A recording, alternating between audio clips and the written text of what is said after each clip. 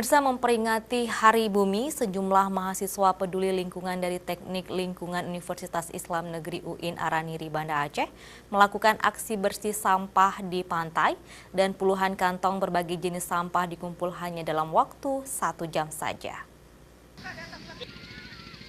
Aksi bersih sampah dalam rangka Hari Bumi berlangsung di Pantai Kampung Jawa, Kecamatan Kutaraja, Banda Aceh. Pantai ini dipilih sebagai lokasi pembersihan karena masih kurangnya kesadaran pengunjung dalam hal sampah.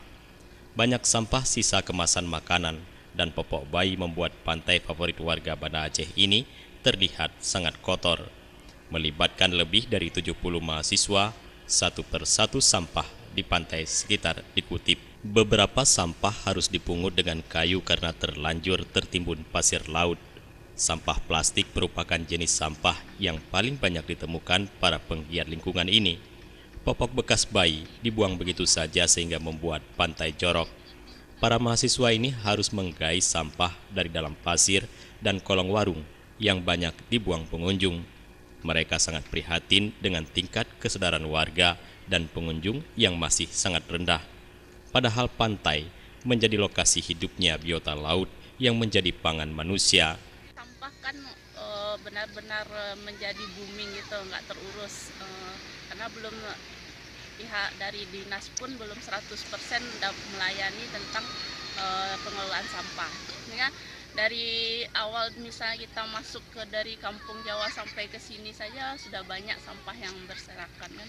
Sehingga itu makanya kami dosen dan mahasiswa dari Teknik Lingkungan itu sering mengadakan kegiatan peduli sampah.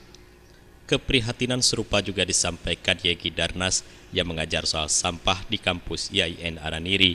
Yegi selalu mengajak mahasiswanya praktek langsung ke lapangan untuk mengurangi sampah.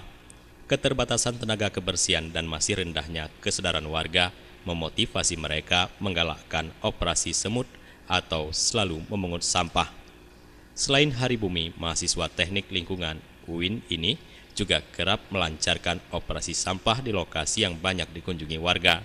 Sampah tersebut dipisah menurut jenisnya. Sampah yang masih didaur ulang dikirim ke bagian pengelolaan limbah, sisanya dimusnahkan. Tim Liputan Aceh TV.